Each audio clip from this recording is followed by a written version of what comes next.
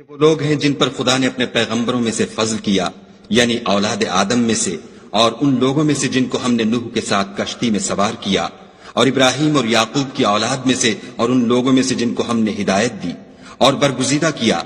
जब उनके सामने हमारी आयतें पढ़ी जाती थीं तो सजदे में गिर पड़ते और रोते रहते थे।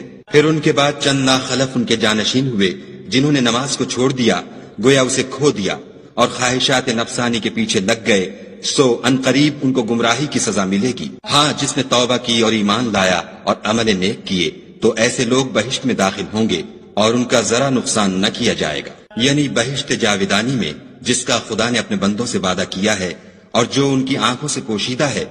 बेशक उसका वादा नेकुकारों के सामने आने वाला है। वो उसमें सलाम के सिवा कोई बेहुदा कलाम न सुनेंगे और उनके लिए सुबह शाम खाना तैयार होगा। यही वो जन्नत है जिसका हम अपने बंदों में से ऐसे शख्स को मालिक बनाएंगे जो परहेजगार